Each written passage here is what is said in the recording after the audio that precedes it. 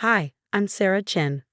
From a young age, technology fascinated me in ways most kids couldn't understand. While others played with toys, I was busy dismantling and rebuilding old computers. My parents weren't wealthy, but they always nurtured my curiosity, even as our living room transformed into a makeshift lab of circuit boards and tangled wires. Sarah, honey, what's your latest project? My mom would ask, carefully maneuvering around my cluttered workspace. Just tweaking the processing speed, I'd reply, focused intently on my task. She'd smile, shaking her head with a mix of amusement and exasperation. Just make sure it's all cleared away by dinner. Despite our financial struggles, I earned a scholarship to study computer science. By my final year, I had developed a groundbreaking AI algorithm that drew attention from top tech firms. One company even offered $50 million for it. I accepted the deal but kept my newfound wealth a secret. No extravagant lifestyle or flashy purchases, just strategic investments and relentless pursuit of innovation. I wanted to be known for my work, not my money. That's when I met David. We first crossed paths at a coffee shop where I was engrossed in my laptop. David accidentally spilled his coffee, narrowly avoiding my device. "Oh no, I'm so sorry," he blurted, frantically reaching for napkins. "It's fine, really," I said with a laugh, helping him clean up. "I'm Sarah." "David, let me buy you another coffee to make it up to you." One coffee turned into dinner, and dinner blossomed into a relationship. David was kind, funny, and endlessly supportive, even if he didn't fully grasp my work. A year later, we got married in a simple, heartfelt ceremony. Then I met his family, including his sister, Jessica. From the outset, Jessica made her disdain clear. As a senior executive at Turner Tech, one of the city's largest tech firms, she exuded an air of superiority. "So, Sarah, what do you do?" she asked during our first family dinner, her tone dripping with condescension. "Freelance work and some cleaning jobs," I replied, choosing to keep my accomplishments under wraps. "Oh, how quaint," she said, exchanging smug glances with their mother, Linda. What they didn't know was that Turner Tech had long been on my radar. The company was riddled with inefficiencies, and I saw vast potential for improvement. So I took an unconventional route. I applied for a cleaning position. "A cleaner? Are you serious?" David asked, bewildered. "But you have a degree in computer science." "Trust me," I said with a knowing smile. "I have my reasons." When Jessica spotted me in my cleaning uniform, her shock was palpable. "What are you doing here?" she demanded, pulling me aside. "Working," I said simply. "Just stay out of my way," she hissed. "And don't tell anyone you're my sister-in-law. It's embarrassing enough having you in the family." For 6 months, I cleaned offices, quietly observing the company's inner workings. I noted wasteful spending, toxic management practices, and overlooked opportunities. Meanwhile, Jessica seized every opportunity to belittle me. At a family gathering, she announced her latest promotion with smug satisfaction. "I'm now vice president of operations," she declared. "Some of us actually have ambition." She cast a pointed look in my direction. David squeezed my hand under the table but remained silent. His lack of support stung more than Jessica's insults. The annual family dinner, hosted at Jessica's lavish new home, was the breaking point. "So, Sarah," she began loudly, "how's the cleaning going?" "Must be riveting, emptying trash cans all day." Before I could respond, she continued, "We had a board meeting today about the company's future. Of course, you wouldn't understand such things. You were probably too busy scrubbing toilets." Laughter rippled through the room, except from David's grandmother, who looked deeply uncomfortable. Actually, a calm voice interrupted from the doorway. "She understands more than you think." All heads turned to see Mr. Thompson, Turner Tech's CEO, standing there. Jessica's face drained of color. "Mr. Thompson, what are you doing here?" she stammered. He smiled and glanced at me. "I came to welcome our new owner." The room fell into stunned silence. Jessica's fork clattered onto her plate. "Owner?" Linda echoed weakly. "Yes," I said, standing. "I acquired controlling shares in Turner Tech last week. For the past 6 months, I've been learning the company from the ground up." Jessica's face flushed with fury. "This is absurd. I've worked at Turner Tech for 8 years. I'm a vice president." "And also a thief," Mr. Thompson said firmly. "You've been embezzling company funds for 3 years. We have proof." Gasps echoed around the table as Jessica stammered denials. I opened a folder I'd brought. The cleaning staff notices everything, Jessica, including your falsified expense reports. Every penny you stole has been documented. Linda turned to me, pleading. Sarah, surely you won't press charges against family. I met her gaze evenly. Family? For years, you and Jessica have treated me like I was beneath you, mocked me, excluded me, and made David ashamed of his own wife. I wasn't ashamed, David protested weakly. Then why did you never defend me? I asked, my voice calm but firm. Why did you let Jessica dictate my worth in your eyes? David looked down, unable to respond. Mr. Thompson cleared his throat, breaking the heavy silence. Mrs. Chen, shall we discuss the next steps? Yes, I said, turning to Jessica. You have two choices. Option 1. Resign immediately, repay every cent you stole, and sign a non-disclosure agreement. Option 2. I press charges, and you face the legal consequences. Jessica's eyes darted around the room, searching for an ally. Finding none, she slumped back in her chair. How much time do I have to decide? She whispered. Until tomorrow morning, I replied firmly. And Jessica? Clean out your office tonight. Either way, your time at Turner Tech is over. Linda rose from her seat, her face flushed with anger. This is outrageous. David, are you going to let her ruin your sister's career? David hesitated, his face troubled. Mom, if Jessica really stole money. Of course you take her side. Linda snapped. She's been manipulating you from the start. Actually, Mr. Thompson interjected calmly. Mrs. Chen has been more than fair. The evidence against Jessica would typically result in immediate arrest. Offering her a chance to repay the money is an extraordinary act of generosity. I gathered my things and stood. Mr. Thompson, shall we? I believe this family dinner has come to an end. As we made our way to the door, Jessica's voice rang out. Wait, what about my house, my car? They're all financed through my Turner Tech benefits. I turned back, meeting her panicked gaze. The company will repossess them, of course. You might want to start packing. The following days were a whirlwind. Jessica chose option 1, resigning and agreeing to repay nearly $300,000 in embezzled funds.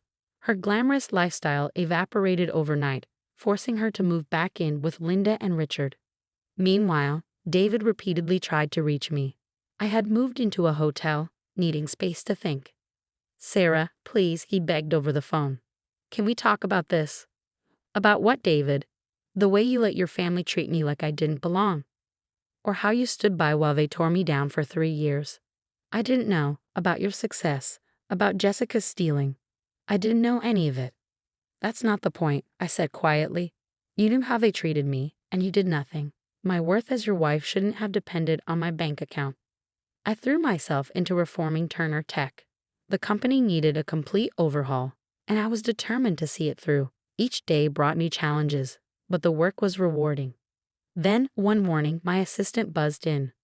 Mrs. Chen, your mother-in-law is here. Security called up. She's demanding to see you.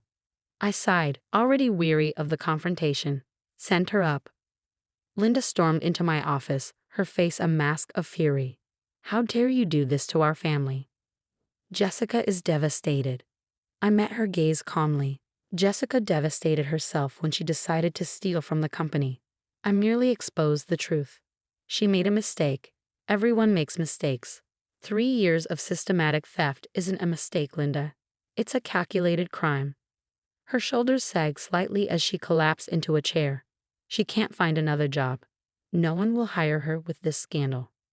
She created the scandal, I said evenly. Actions have consequences. Linda's tone softened, turning pleading. Please, we're family. Surely we can find a way to fix this. I leaned back in my chair, studying her. Family? Let's recap, Linda. Last Christmas, you told everyone I wasn't invited to the family gathering because the help shouldn't mingle with guests. At David's birthday party, you seated me in the kitchen with the catering staff. When I got sick last year, you told David he should have married someone more suitable. Linda's face flushed with embarrassment. We didn't know who you really were then. And that's the problem, I said firmly. You judge me based on status, not character. Now that you know I'm wealthy, suddenly I'm family? Let me be clear. I'm the same person I've always been, and I won't protect you from the consequences of your choices. Linda stood, straightening her expensive jacket. So that's it? You're willing to destroy our family over a few harsh words? No, Linda, I replied. Your family destroyed itself through its actions. I'm just refusing to shield you from reality anymore. After she left, I stared out my office window as the sun set, painting the city in warm hues. My phone buzzed. Another message from David. Please come home. We can work this out. I love you. I typed back, sometimes love isn't enough. Respect matters too. The weeks that followed were a blur of change. Turner Tech transformed under my leadership, with new policies, fresh talent, and streamlined operations. Yet my personal life remained in disarray. David's attempts to reach me grew more desperate. One evening, my assistant buzzed in again. Your husband is here. He says he won't leave until you see him. I sighed, sent him in. David walked in, looking uncharacteristically disheveled. His tie hung loose, and his usually neat hair was unkempt. Sarah, he said, his voice raw. We need to talk, really talk. About what, David? About us. About everything. He sank into a chair, his shoulders slumped. I've been thinking a lot. I failed you. I was a coward. I stayed silent, waiting. When Jessica and Mom treated you badly, I told myself it wasn't serious, that family dynamics are complicated. But I was wrong. I avoided confrontation because it was easier, and I let you down. Yes, you did, I said quietly.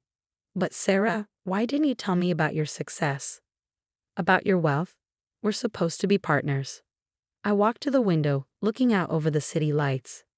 Do you remember last Christmas at your parents' house? Jessica joked about me being the cleaning lady who trapped her brother. Everyone laughed. You laughed too, David. He flinched. I didn't mean. That night, I almost told you everything. But I stopped. I realized that if you couldn't respect me as a cleaner, you didn't deserve to know me as a CEO. That's not fair, David protested. Isn't it? I asked, turning to face him. Your family's treatment of me showed me exactly who they were. And your silence? That showed me exactly who you were. Before he could respond, my phone buzzed. It was Mr. Thompson. Sarah, we have a situation. Jessica's trying to access the company's servers remotely. She's attempting to delete files. My stomach dropped. Stop her, immediately. It's already handled, he replied, his tone grim. But there's more. She's been emailing confidential information to our competitors. I locked eyes with David, who had heard every word. Do you know about this? His shock seemed genuine. No, I swear, Sarah, I had no idea. Picking up the desk phone, I called security. Escort Mr. Chen out, then notify the police. We have evidence of corporate espionage. David grabbed my hand. Wait, Sarah, let me talk to her. Maybe I can reason with her. The time for talking is over, David. Your sister is trying to destroy my company. Within hours, the police arrested Jessica at her parents' house. They uncovered laptops filled with stolen data and emails offering Turner Tech's secrets to competitors. Linda called me later, furious. You've gone too far. First, you humiliate her, then take her job, and now this? She's your sister-in-law. She committed a crime, Linda. Multiple crimes. The evidence shows she's been planning this for weeks. She was desperate. You pushed her to this. No, Linda, I said firmly. She chose this. Just like she chose to steal from the company. Just like you chose to treat me like dirt for years. The next day, headlines blazed. Former VP arrested for corporate espionage. Jessica's polished corporate headshot was juxtaposed with her mugshot, and the fall from grace was splashed across every major news outlet. David came to my office, his face lined with anguish. Sarah, please, he said, she's my sister. There must be something you can do. I studied him, my voice calm but unwavering. You know what hurts the most, David? Even now, after everything she's done, you're still defending her. I'm not choosing sides. Yes, you are, I said, holding his gaze. Your sister stole hundreds of thousands of dollars, sold company secrets, and tried to ruin everything I've built. Yet you're here, begging me to protect her. Again. His shoulders slumped. What do you want me to do? I want you to finally make a choice, David. Not the easy one. The right one. Are you asking me to choose between you and my family? No, I said quietly. I'm asking you to decide what kind of man you want to be. The investigation unearthed even more than we anticipated. Jessica's theft and betrayal stretched back months, costing Turner Tech millions. It prompted sweeping reforms, tighter security, stricter audits, and a culture overhaul. One evening, my assistant brought me a letter from David. "Mrs. Chen," she said, hesitating. "He said it's important." Opening it, I read the familiar handwriting. "Dear Sarah, you were right. I've spent my life avoiding conflict and taking the easy path. But in doing so, I failed the one person I vow to love and protect. Today, I testified against Jessica. It wasn't easy, but the prosecutor says my statement will ensure she faces the consequences of her actions. My parents are furious. Mom won't speak to me, and Dad says I've betrayed the family. But for the first time, I know I'm doing what's right. I don't expect this to fix things between us. I lost you long before Jessica's crimes came to light. Every time I stayed silent, every time I chose comfort over courage. I've moved out of my parents' house and started seeing a therapist. I need to understand why I let fear dictate my choices for so long. I love you, Sarah. But I understand now, love without respect and action isn't enough.